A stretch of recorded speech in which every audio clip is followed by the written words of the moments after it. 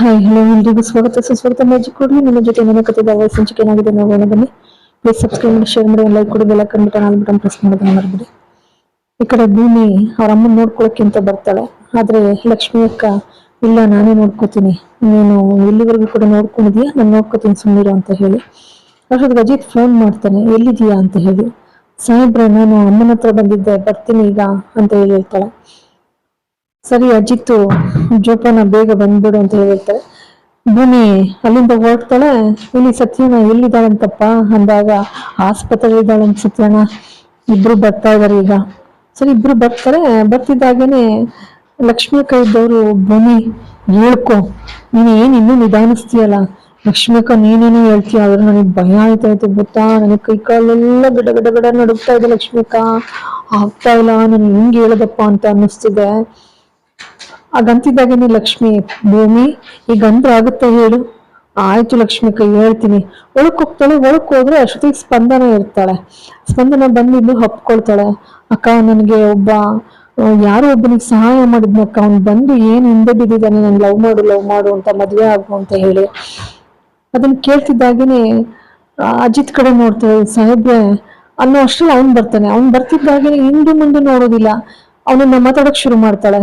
ಅಲ್ಲ ನಿನಗೆ ಸ್ವಲ್ಪನಾದ್ರೂ ಪ್ರಜ್ಞೆ ಬಿಡ್ವೇನೋ, ಒಂದು ಏನು ಸಹಾಯ ಮಾಡಿದೀಯ ಸರಿ, ಸಹಾಯ ಮಾಡಿದ ತಕ್ಷಣ ಅಸಹಾಯಕ ಹೆಣ್ಣಿನ ದುರುಪಯೋಗ ಪಡಿಸ್ಕೊಂಡು ನೀನು ಮದ್ವೆ ಆಗುಂತ ಕೇಳ್ತೀಯ, ಸರಿನೇನೋ, ಒಂದು ಸಹಾಯ ಮಾಡೋದು ತಪ್ಪ, ಮನುಷ್ಯನಾಗಿ ಮನುಷ್ಯತ್ವ ಇಟ್ಕೊ ನೀನು ಅಂತೇಳಿ ಚಟೀರ್ ಅಂತ ಕೆನ್ನೆ ಕೊಟ್ಬಿಡ್ತಾಳೆ. ಹಿಂದೆ ಮುಂದೆ ನೋಡ್ದೆ ಚಟೀರ್ ಅಂತ ಕೆನ್ನೆ ಕೊಡ್ತಿದ್ದಾಗೇನೆ ಸತ್ಯಣ್ಣನು ಹವಕ್ಕಾಗ್ತಾರೆ. ಜೊತೆಗೆ ಇಲ್ಲಿ ಅಜಿತ್ ಕೂಡ ಅಲ್ಲೇ ನಿಂತು ಬಿಡ್ತಾನೆ ಶಾಕ್ ಆಗಿ.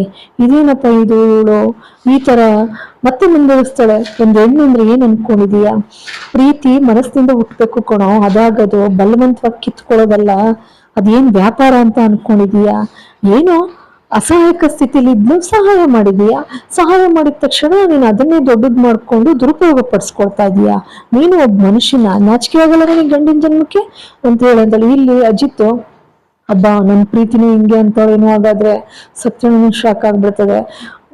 ಸರಿ ಭಾವನಾ ಅಕ್ಕ ಥ್ಯಾಂಕ್ಸ್ ಅಕ್ಕ, ತುಂಬಾ ಸಹಾಯ ಆಯ್ತು ಎದುರ್ಕೋಬೇಡ ಹೋಗು ಅಂತಾರೆ. ಸರಿ ಎಲ್ಲ ಹೋದ್ಮೇಲೆ ಸತ್ಯನ ಬೇಜಾರಾಗಿದೆ, ಒಂದು ಕಡಕ್ ಟೀ ತರ್ತೀನಿ ಸುಮ್ಮನೆ ಅಂತ ಈಚೆಗೆ ಬರ್ತಾಳೆ. ಇಲ್ಲಿ ಮನೆಯಲ್ಲಿ ದೇವಿಯಾನಿ ನಾಟಕ ಶುರು ಮಾಡ್ತಾಳೆ. ಅಯ್ಯೋ ಭವನ್ ನಾಳೆ ಎಂಗೇಜ್ಮೆಂಟು, ಬರ್ಲೇ ಇಲ್ವಲ್ಲ, ಫೋನು ಕೂಡ ಮಾಡ್ತಾ ಇಲ್ಲ, ಈಗ್ಲೂ ನನ್ ಮಗಳು ಮದ್ವೆ, ಅವಳಿಗೆ ನಚಿಕೇತಂಗ್ ಮದ್ವೆ ಮಾಡ್ಬೇಕಷ್ಟೇ ಅವಳು ಅನ್ನಾರ ಪಾಪಿ, ಅದಕ್ಕೋಸ್ಕರ ರಾಮಣ್ಣನು ಜೈಲ್ಗೆ ಹಾಕ್ಸಿ ಕರಿಯೋಂಗ್ ಮಾಡಿದ್ಲ. ಸರಿ ಶ್ರವಣ ಇದ್ದರು, ಅದಕ್ಕೆ ಯಾಕೆ ಬೇಜಾರು ಮಾಡ್ಕೋತೀಯ ದೇವಿಯಾನಿ, ಫೋನ್ ಮಾಡಿದ್ರಾಯ್ತು ಅಂತ ಫೋನ್ ಮಾಡ್ತಾರೆ.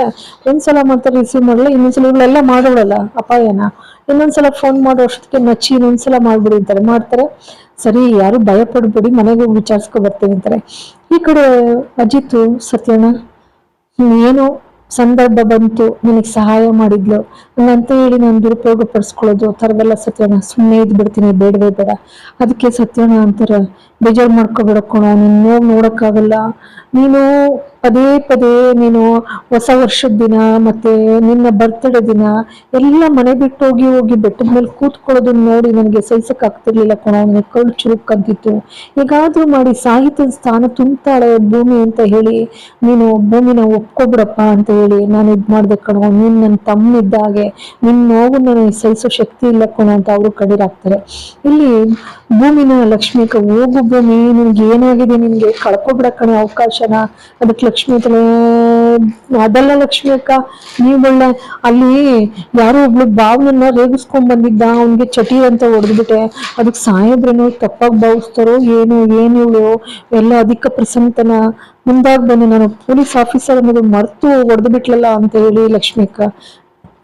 ಅದಕ್ಕೆ ಲಕ್ಷ್ಮಿ ಅಕ್ಕ ಅಂತಾರೆ, ನೀನೊಬ್ಳು ಏನು ಅನ್ಕೊಳ್ಳಲ್ಲ ಅವರು, ನೋಡು ಅವರು ಇನ್ನೊಬ್ರಾಗಿದ್ರೆ ಗಂಡಸ್ರು ದುರುಪಯೋಗ ಪಡಿಸ್ಕೊಳ್ಳೋರು ನಿನ್ನ, ಅವ್ರು ಎಷ್ಟು ಚೆನ್ನಾಗಿ ನೋಡ್ಕೊಂಡಿದ್ದಾರೆ ನಿನ್ನ, ಅದನ್ನಾದ್ರೂ ನಿನ್ ಮನಸ್ಸಿನಲ್ಲಿ ಇಟ್ಕೊಂಡು ಹೋಗು ಹೇಳು ಮೊದ್ಲು ಪ್ರೀತಿನ. ಎದ್ದು ಬಿಟ್ಬಿಟ್ಟು ಏನೇನೋ ಯೋಚನೆ ಮಾಡ್ತಾಳೆ. ಅಂದ್ರೆ ಅವಳು ಒಂದೊಂದು ಪ್ರಸಂಗನೂ ಕೂಡ ಜ್ಞಾಪಿಸ್ಕೊಳ್ತಾಳೆ. ಅಜಿತ್ ಬಂದವಳು ಸೀರೆ ಉಟ್ಕೋಬೇಕಾದ್ರೆ ನರ್ಗೆ ಮಾಡಿದ್ದು, ಅವಳಿಗೆ ಮಲ್ಗೆ ಹೂ ಮುಡ್ಸಿದ್ದು, ಆಮೇಲೆ ಕೈನಲ್ಲಿ ಕೈ ಕೊಟ್ಟು ಅವಳನ್ನ ಆಲಂಬಿಸ್ಕೊಟ್ಟಂತಹ ಸಂದರ್ಭ, ಪ್ರತಿಯೊಂದು ಸಂದರ್ಭನೂ ಕೂಡ ಎಲ್ಲವೂ ಕೂಡ ಒಳ್ಳೆ ರೊಮ್ಯಾಂಟಿಕ್ ಆಗಿರ್ತಕ್ಕಂಥ ಸನ್ನಿವೇಶಗಳೇ. ಅವೆಲ್ಲ ಅವಳ ಕಣ್ಮುಂದೆ ಆದೋಗ್ತದೆ.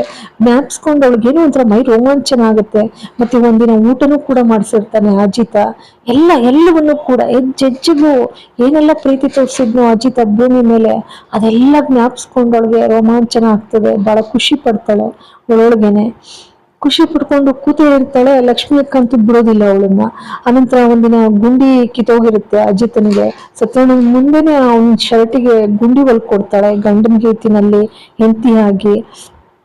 ಇಲ್ಲಿ ಅಜಿತ್ತು ಕೂತ್ಕೊಂಡು ಅವಳ ಜೊತೆ ನಡೆದಂತ ಹಾಸ್ಯ ಪ್ರಸಂಗ ಆಗಿರ್ಬೋದು, ಎಲ್ಲವೂ ಕೂಡ ಅಜಿತ್ ಅಂತೂ ಹೆಜ್ಜೆ ಹೆಜ್ಜೆಗೂ ಅವಳನ್ನ ಪ್ರತಿ ಬಾರಿನೂ ಕೂಡ ಖುಷಿಯಾಗಿ ಇಟ್ಕೊಂಡಿದ್ದಾನೆ, ಬಹಳ ಸಂತೋಷವಾಗಿ ಇಟ್ಕೊಂಡಿದ್ದಾನೆ ಅವಳನ್ನ. ತನ್ನ ಹೆಂಡತಿ ಅಂತಾನೆ ಭಾವಿಸಿ ಹೆಜ್ಜೆಜ್ಜೆಗೂ ಕೂಡ ಅವಳಿಗೆ ಎಷ್ಟು ಪ್ರೀತಿ ತೋರಿಸ್ಬೇಕು ಅಷ್ಟು ಪ್ರೀತಿ ತೋರಿಸಿದ್ದಾಳೆ. ಆ ಪ್ರೀತಿಯೆಲ್ಲ ಅವಳು ಮರಿಲಿಕ್ಕೆ ಸಾಧ್ಯನೇ ಇಲ್ಲ ಭೂಮಿ. ಹಾಗಾಗಿ ಅದೆಲ್ಲ ಜ್ಞಾಪಿಸ್ಕೊಳ್ತಾ ಕೂತ್ಕೋತಾಳೆ. ಆ ನರ್ಗೆ ಹಿಡ್ದಿದ್ದು, ಮಲ್ಗೆ ಹೂ ಮುಡ್ಸಿದ್ದು, ಅದು ಮತ್ತೆ ಮತ್ತೆ ಮತ್ತೆ ಮತ್ತೆ ಜ್ಞಾಪಕ ಆಗುತ್ತೆ ಅವಳಿಗೆ. ಎಷ್ಟು ಸುಂದರವಾದಂಥ ಕ್ಷಣಗಳನ್ನ ನಾನು ಸಾಹೇಬ್ರ ಜೊತೆ ಕಳೆದಿದ್ದೀನಿ. ಈ ಮಾಂಗಲ್ಯಕ್ಕೂ ಕೂಡ ಆತನೇ ಒಡೆಯ. ಜೊತೆಗೆ ನನ್ನ ಮನಸ್ಸಲ್ಲೂ ಕೂಡ ಅನ್ಕೊಂಡಿದ್ದೀನಿ, ನನ್ನ ಜೀವನದ ಕೊನೆ ಉಸಿರಿಗೂ ಅವರೇ ನನ್ನ ಗಂಡ ಅಂತೇಳಿ. ನನಗೆ ಅಗ್ನಿ ಸಾಕ್ಷಿಯಾಗಿ ಮಾಂಗಲ್ಯ ಧಾರಣೆ ಮಾಡಿದ್ದಾರೆ, ಅದನ್ನು ಕೂಡ ಜ್ಞಾಪಿಸ್ಕೊಳ್ತಾಳೆ. ಇದಕ್ಕಿಂತ ನನಗೆ ಒಳ್ಳೆ ಗಂಡ ಎಲ್ಲಿ ಸಿಗ್ತಾನೆ? ಸಪ್ತಪದಿಯನ್ನ ತುಳಿದು ನಾನು ಅವ್ರನ್ನ ಮದ್ವೆ ಆಗಿದ್ದೀನಿ. ಈ ಕಡೆ ಬಂದು ಶ್ರವಣ್ ಅವರು ಅವರಿಗೆ ಬೇಡವಂತೆ, ಅವ್ರಿಗೆ ಒಪ್ಪಿಗೆ ಇಲ್ವಂತೆ ಅಂತ ಹೇಳ್ತಾರೆ. ಹೇಳ್ತಿದ್ದಾಗೇನೆ ಅದಕ್ಕೆ ದೇವ್ಯಾನಿ ಮತ್ತೆ ಶುರು ಮಾಡ್ತಾರೆ ನಾಟಕ. ಅಯ್ಯೋ ನನ್ನ ಮಗಳು ಮದ್ವೆ ನಿಂತು ಹೋಗ್ಬಿಟ್ಟು ಇಜ್ಜೆಜ್ಜೆಗೂ ಹಿಂಗೆ ಆಗುತ್ತಲ್ಲ ಅಂತ ಹೇಳಿ. ಅದಕ್ಕೆ ಅಜ್ಜಿ ಇದ್ದವ್ರು ಸಡನ್ ಅಂತ ಯಾಕೆ ನಿಂತೋಯ್ತು, ಎಂಗೇಜ್ಮೆಂಟ್ ಆಗುತ್ತೆ ಅಂಜನಂದ್, ಯಾರ ಜೊತೆ ಅಂತೇಳಿ ಎಲ್ಲ ಕೇಳಿದಾಗ ಇನ್ಯಾರು ನಮ್ಮ ನಚ್ಚಿ ಜೊತೆ ಅಂತಿದ್ದಾಗನೇ ಪಾಪ ಸಂಗೀತ ಗುಷಾಕು ಬಹಳ ನಿಂತ್ಕೊಳ್ತಾರೆ. ಯಾಕೆಂದ್ರೆ ಇವಳು ಎಂತ ಕೆಟ್ಟ ಹುಳು ಅಂತ ಗೊತ್ತು, ಅವಳ ಮಗಳು ಎಂತ ಕೆಟ್ಟ ಹುಳು ಅಂತ ಗೊತ್ತು, ಇಂಥವ್ಳನ್ನ ಗಂಟ ಆಗ್ತಾವಳಲ್ಲ ನಮ್ಮಮ್ಮ ಅಂತೇಳಿ. ಶ್ರವಣಗೂ ಇಷ್ಟ ಇಲ್ಲ, ಶ್ರವಣಗೂ ಶಾಕ್ ಆಗುತ್ತೆ. ಅಜಿತ್ಗಂತೂ ಸಖತ್ ಬೇಜಾರಾಗುತ್ತೆ. ಭೂಮಿ ಬಾಯಿ ಮೇಲೆ ಕೈ ಇಟ್ಕೊಬಿಡ್ತಾಳೆ. ಇದೇನು ಅಜ್ಜಿ ಈಗಂತ ಇದಾರಲ್ಲ, ಹೋಗಿ ಹೋಗಿ ಇಂಥ ಕೊಲೆಗಡ್ಕೆನ, ಯಾಕೆಂದ್ರೆ ಕೊಲೆಗಡ್ಕೆನೆ ಅವಳು. ಅವ್ರ ಅಮ್ಮನೂ ಅದೇ ಅವಳು ಅದೇ. ಅವ್ರ ಅಮ್ಮನ ಮುಖಬಣ್ಣ ಇನ್ನೂ ಬಯಲಾಗಿಲ್ಲ ಅಜ್ಜಿಗೆ. ಬಯಲಾದ್ರೆ ಅವ್ರಿಬ್ರು ಒಡೆದು ಆಚೆಗಾಗ್ತಾಳೆ ಅವಳೇನೆ ಖಂಡಿತವಾಗಿಯೂ. ದೇವ್ಯಾನಿಗಂತೂ ಖುಷಿಯೋ ಖುಷಿ ಕೇಳಿ, ಆದ್ರೆ ಯಾರಿಗೂ ಇಚ್ಛೆ ಇಲ್ಲ. ಅಜ್ಜಿ ದುಡ್ಕಿ ನಿರ್ಧಾರ. ನಚ್ಚಿ ಕೂಡ ಬೇಜಾರು ಮಾಡ್ಕೊಂಡು ಮುಖ ನೋಡ್ತಾನೆ. ಖಂಡಿತವಾಗಿಯೂ ನಚ್ಚಿನೂ ಒಪ್ಪೋದಿಲ್ಲ. ಇಲ್ಲಿ ಮೊದಲಿಗೆ ಇವಳು ಅಂಜನಂಗೂ ಇಷ್ಟ ಇಲ್ಲ. ಅವಳ ಅಂಜನ ಮೊದಲು ಅಜಿತನ್ ಕಟ್ಕೋಬೇಕು ಅಂತ ಇದ್ದಾಳೆ.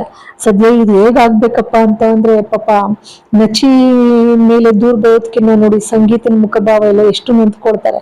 ನಚಿ ಮೇಲೆ ಸಂಗೀತ ಮೇಲೆ ದೂರ ಬರೋದಕ್ಕಿಂತ ನೀವು ಅಂಜನ್ ಮೇಲೆ ದೂರ ಬಂದ್ಬಿಡ್ಬೇಕು. ಅವಳ ತಕ್ಷಣ ನಾನು ಆಗೋದಿಲ್ಲ, ನಾನು ನಚಿನ ನನ್ಗೆ ಅಜಿತನೇ ಬೇಕು ಅಂತ ಹೇಳಿ ಅಂದ್ಬಿಟ್ರೆ ಅಲ್ಲಿಗೊಂದು ಅಜಿತಿಗಾಗಲೇ ತಪ್ಸ್ಕೊಂಡಾಗಿದೆ ಮದ್ವೆ ಆಗಿ, ನಚಿನೂ ಕೂಡ ತಪ್ಸ್ಕೊಂಡಂತ ಆಗ್ತದೆ ಪಾಪ. ಅಮಾಯಕ ಹೇಳಿ ಕೇಳಿ ಅಂತ ಹುಡುಗನ ಹೋಗಿ ಕೊಲೆಗಡ್ಕಿ ಮಗಳನ್ನ ಮದುವೆ ಆಗ ಸಾಧ್ಯನಾ? ಇಲ್ಲ. ಇಲ್ಲಿಗೆ ಸಂಚಿಕೆ ಮುಕ್ತಾಯವಾಗ್ತದೆ. ಎಲ್ಲರಿಗೂ ಕೂಡ ಅನಂತ ಧನ್ಯವಾದಗಳು.